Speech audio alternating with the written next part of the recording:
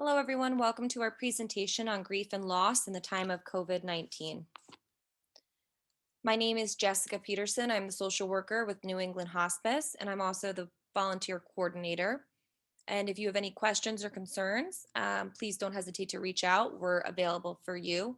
We're very grateful that you're taking time to view this presentation. So, what is grief? Grief is the normal and natural reaction to significant emotional loss of any kind. Grief is conflicting feelings caused by the end of or change in a familiar pattern of behavior. Grief is the feeling of reaching out for someone who has always been there, only to find that when you need them again, they are no longer there. Again, grief does not have to be just a death. There are so many other types of grief and loss. Each death leaves behind an average of 4 bereaved people. An estimated of 10 million people are bereaved yearly in the United States. The grief and bereavement process are unique for everyone, and most bereaved people experience a painful period of grief, which is prominent, yet they manage to adapt positively. Again, this is all presented prior to COVID 19. That's what we're talking about here. And an overview of grief. Grief is not linear, which is really important to know. It has its ups and downs throughout its course. In taking care of a dying loved one, you may experience grief at many points throughout the illness. Then, death usually brings a grief all on its own. People are sometimes surprised to discover that mourning begins again and grief appears again. This is very, very common, whether or not you are physically taking care of the person or you're just a family member witnessing the decline. This happens a lot in all types of diagnosis, especially in Alzheimer's and dementia patients where memory continues to decline. Maybe they don't know who you are anymore or where they are. All of those, we need to acknowledge our losses. Often in the immediate aftermath of a death, we become numb. It's a survival mode just to get through the funeral, the memorial services, or to take care of the person's estate and belongings. Then, as relatives and friends disperse, we are alone again with our grief. Now, what about grieving during COVID 19? During COVID, a lot did not get done that we usually, have to do and have to process. Some of these things that were very different were we were unable to be present throughout the dying process or at the death at all. Services were not the same or could not happen at all. We were unable to be with people, receive hugs, receive the help that we need during these times. And we all knew, heard of, watched, read, witnessed people die, and more people were bereaved than normal. One of the really important things I would like to just review is how important these services or funerals or anything that you do to honor the life of a loved one after they die and how important they are to us as humans. We have always had funerals. Researchers that have found burial grounds of Neanderthal man dating back to 60,000 BC with animal antlers on the body and flower fragments next to the corpse, indicating that there were rituals and gifts to the deceased, similar to what we still do today. So it is part of our nature to do this for our processing of grief. In death, people often experience people no longer being present. This is for a variety of different ways, whether it's because of the relationship change, the way the person is responding to the death, or any other reason. However, during COVID 19, it was worse. People cannot or could not be present in general due to health concerns and other limitations. People during COVID 19 cannot or could not sit Shiva. They couldn't have large services, wakes. They could not drop by or stay over your house or go out to dinner or be present with you in a group of people. People cannot or could not receive physical touch, hugs, and kisses and hand holding by others who want to provide support. And we need that as humans. Um, and there was often no option or opportunity to be present at the time of death or prepare for the death. And there was and is so much unknown about COVID, which makes things significantly more complicated. So, what is anticipatory grief? With hospice care, but of course, not only hospice care, we speak about anticipatory grief often. And this is helpful for the grieving process. The process of anticipatory grief is grieving, coping, interacting, planning, and psychosocial reorganization before the actual death or significant loss. You don't just grieve when someone dies, you grieve throughout the process. There are losses that happen leading up to the main loss or death of a person. However, anticipatory grief during COVID was really different. A lot of that could not happen in a way that we expected to. And the experience of COVID was often very fast. It was very unpredictable or unexpected. And we were often unable to know the timetable, or we didn't know the outcome of when someone would recover or decline. There may have been a lot of hope and a sudden decline. There may have been just a sudden death. It was so unknown, and it was really challenging. So there are so many types of loss as well, and I think it's important for us to acknowledge that loss is not just tangible, it's also intangible. So other losses besides death that people have experienced and are experiencing are loss of health, legal problems, empty nest, addiction, exercising, moving, loss of identity, invasion of privacy, loss of physical relationships, loss of safety, loss of faith, not knowing the truth, loss of routine, and loss of control, to name a few.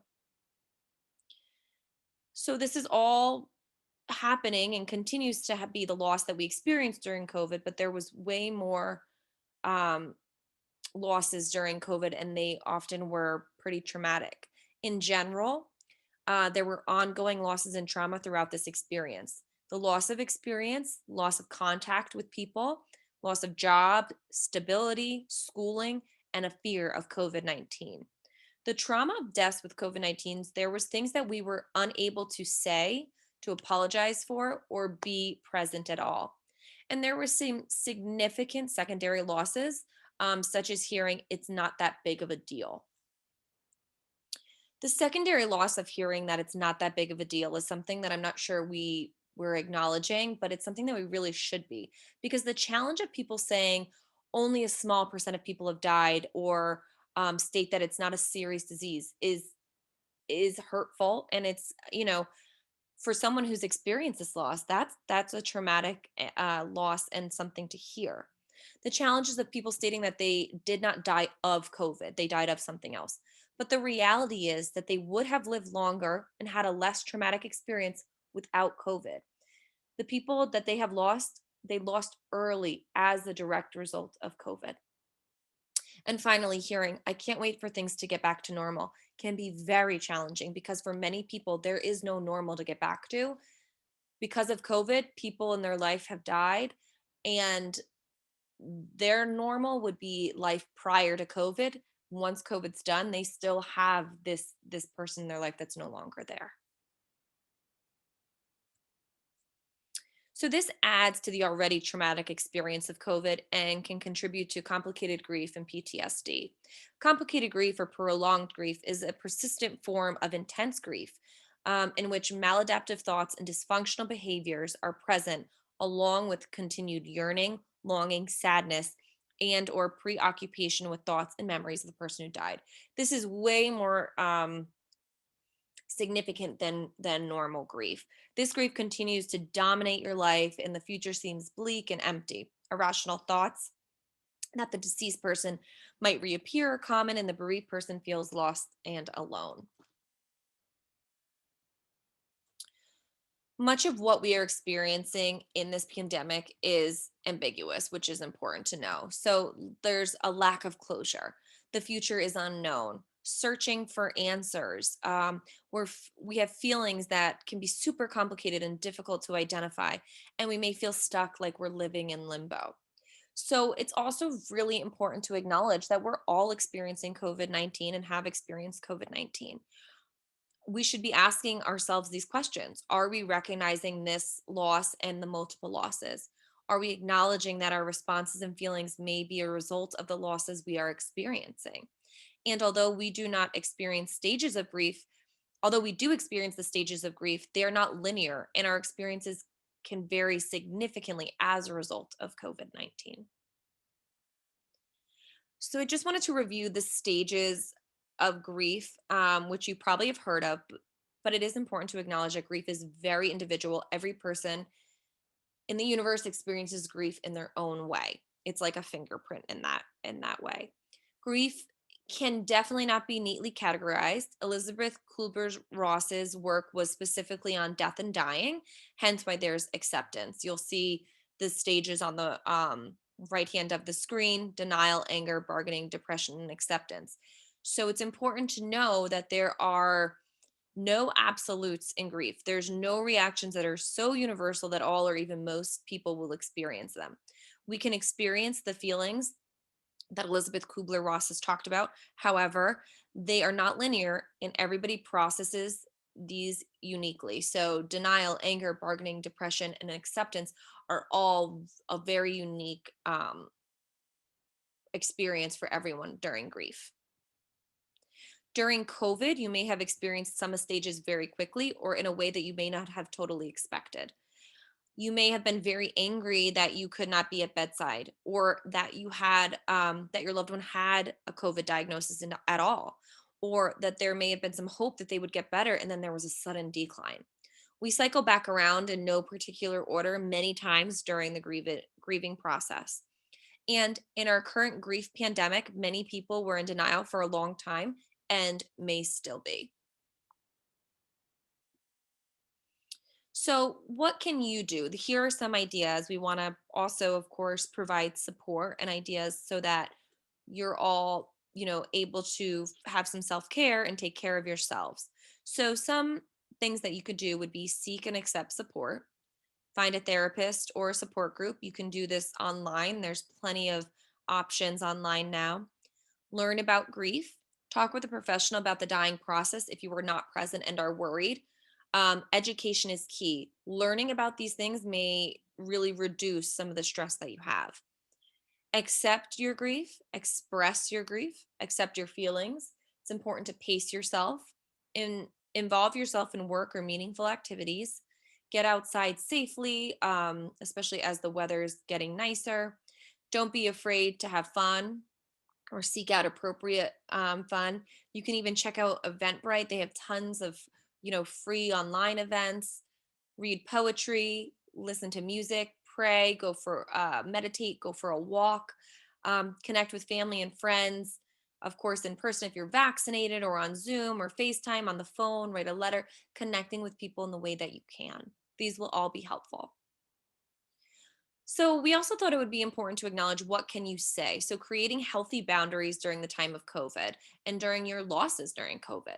So when someone talks about how the loss is hard for them, so when they're talking to you, the person who's experienced this loss, about how that loss is hard for them, you can say, and of course you can make this your own, something along the lines of, I know it's hard for you too. And I hope that you have someone to help you with that because it's so hard for me and I really can't talk about it. When someone asks you to do something or expects you to be grieving in a very certain way, you can just say, honestly, I just don't have the energy. When someone says something along the lines of they're in a better place, you can say, well, I truly wish they were here now. Because that's true. Your better place for that person is here. And finally, when someone says something not helpful or advice that's not helpful, you can say something along the lines of, this is my loss right now, and that's not helpful because, giving a very specific reason to help those people understand why that's not helpful for them to tell you. So that is the end of our presentation. I just want to thank you for watching and participating. If you have any questions, you can reach out to us over the phone, over email. You can connect with us over our website, and we have a ton of social media. We have our Instagram, Facebook. You can like us, YouTube, where we post a lot of these presentations, and our website. We do free virtual events, and you are welcome, and feedback is also welcome. Thank you so, so much. Have a great day.